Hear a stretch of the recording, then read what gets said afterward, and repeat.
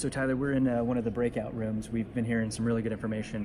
One of the things that kind of a takeaway for me was that about 25%, from what we've seen, about 25% of chiropractors have tried digital marketing, right. But about half of that have been doing it on their own, which is great. Yeah. However, I think there's a couple of maybe some pitfalls that you see, as a person who runs ads for us. What are you seeing? Mistakes, issues, things like that. What would you pass along to someone in terms of mistakes that you see? Yeah, so it's interesting actually. Dr. Tony mentioned what is called low-hanging fruit, right? So the low-hanging fruit kind of being around Google ads, or AdWords as most people know it, and then Facebook ads. It's typically the first two things that we see people get into when trying it on their own.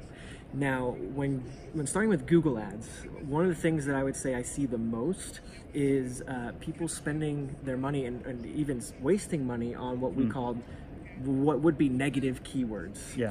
And it's basically keywords and searches that you don't want to show up for. So give some examples of that. What would I not want to show up for? So a lot of times we'll have people come and they have shown up for searches under chiropractic salaries or chiropractic jobs. Well, one of my favorites is, what do chiropractors make? Yes, yeah. Right? And so their ads are showing for those searches. When somebody's looking for a chiropractor because they have back pain, that's what you want to be showing up for. Yeah. You don't want to be showing up for a search when somebody's looking for how much a chiropractor makes. Yeah. They don't have the intent to come see you as a chiropractor. No. Okay. No. And so that would be kind of an example of wasted spend on the Google ad side. Okay, what about Facebook? On Facebook,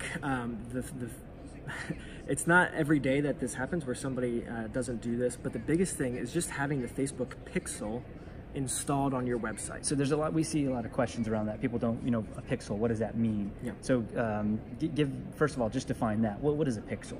So a pixel is basically a little piece of code that is from Facebook and is put on your website so that it can track activity and what people are doing on your website, what pages they're seeing, how much they've come back to your website, things like that. And so it helps feed Facebook the data it needs from your website, back to Facebook, back to Facebook, in order to run ads properly. And so here's the deal: you could run an ad, right? You could run an ad on Facebook to people in your area, but then when they come to your website, you have not collected any of that data of who's actually been there. If you don't have that pixel installed. If you don't have the pixel installed. And so the biggest thing is you can just Google it. It's super easy and simple to do.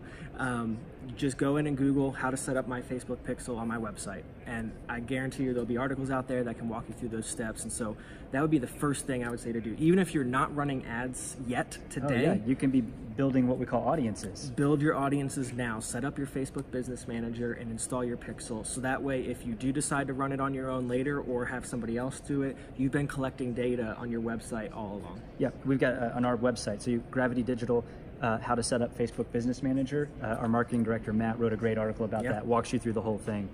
So yeah, that's great. Well, thanks a lot for the tips. Appreciate it. Yeah.